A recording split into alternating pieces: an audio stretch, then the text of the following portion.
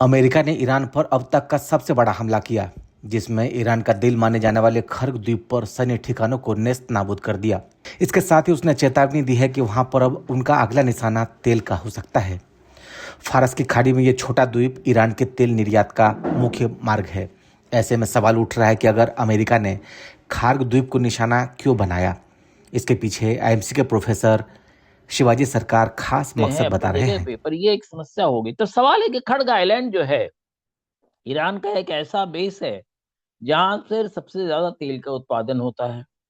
वो एरिया ऐसा है जो बाकी ईरान का जो हिस्सा है उससे थोड़ा हटके अरब सागर के बीच में है। और वहां पर जो है ईरान हो, इसराइल हो या अमेरिका हो, उनको टारगेट करना आसान होता है। पहले उन्होंने नहीं किया क्योंकि उन्होंने सोचा कि उनको तो तेल पर कब्जा करना है। खड़ग आइलैंड पे अगर हो जाएगा तो फिर तेल पर कब्जा कैसे होगा, ये भी उनके साथ समस्याएं हैं। क्योंकि वो लड़ाई जो है वो चाहते हैं कि तेल के जितने भी उनके सोर्सेज हैं ईरान के, उन पर कब्जा हो। और वो चाहते हैं कि इसलिए ईरान के तेल के ठिकानों पर जो है जब तेहरान में भी इजरायली मिसाइल्स ने अटैक किया तो ट्रंप ने उस पर अपनी नाराजगी जाहिर की। ये भी एक, तो इन सारी चीजों को देखते हुए पर अब जो है उनको लग रहा है कि खड़ग आइलैंड जहां से पूरी शिपिंग हो जाती है तेल की बड़ी आसानी से, उनको टारगेट इसलिए किया कि उनको लगता है कि ईरान को नेस्त नाबूद करना है किसी ना किसी तरह।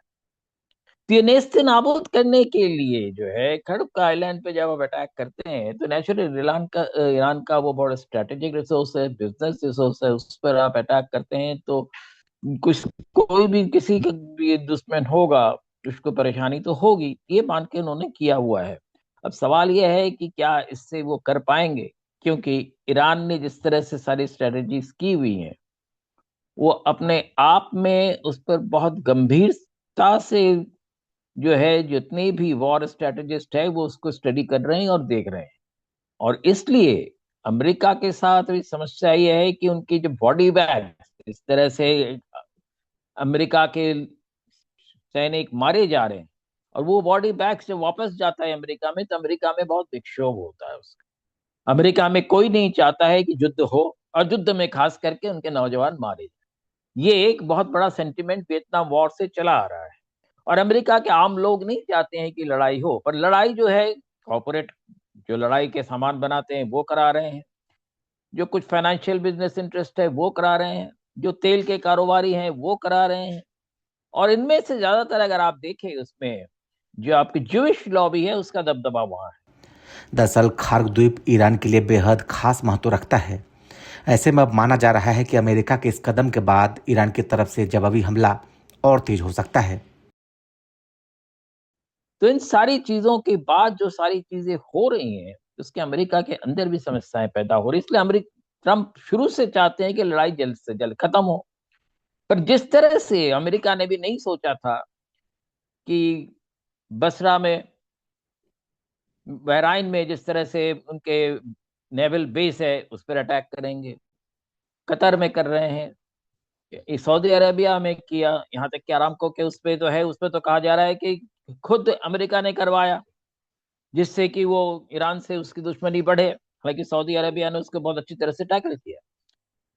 अब कुवैत में किए हुआ, अब इराक में जिस तरह से सारी चीजें हो रही हैं, इससे अमेरिका के जो सेना है, अमेरिका के जो स्ट्रेटेजिस्ट हैं, वो सब परेशान हैं। और उस परेशानी का सबब यही है कि एक ही दो ही तरीके हैं, या तो ईरान से बातचीत करके या तो करके लड़ाई को खत्म करें। और ईरान ने कहा हुआ है कि हम बातचीत तभी करेंगे जब हमारे जितने नुकसान हुआ है उसकी वो भरपाई करेंगे, उसके बाद ही हम करेंगे। तो कहीं ना कहीं अमेरिका और मान रहा है कहीं ना कहीं ईरान का जो है एक अपर हैंड उन पर है। अब उसको कैसे क्या करें, इस सारी चीजों की वजह से खड़ग आइलैंड पे जो आज वो किया गया है, उसके वजह यह है कि खड़ग आइलैंड पे करने का मतलब आप कह सकते हैं कि ईरान के पेट पर लात मारने की बात हो रही है, और इसलिए उन्होंने ये किया। जानकार ये भी मानते हैं कि अगर ये वॉर और लंबा खिंचा तो अमेरिका के लिए स्थिति काफी मुश्किलों वाला हो सकती है। अमेरिका के साथ एक समस्या हो गई। अमेरिका ने सोचा था कि रातों रात जैसे इराक वगैरह में किया था उन्होंने, उस तरह से करके इस लड़ाई को खत्म कर दे। पर वो उनको ये नहीं समझ में आया कि ईरान का जो पूरा स्ट्रक्चरल जो है, स्ट्रेटेजिकल स्ट्रक्चरल, खास करके जिसको हम कहते हैं आईआरजीसी यानी कि ईरानियन रेवोल्यूशनरी गार्ड कमांड्स, तो वो कमांड जो है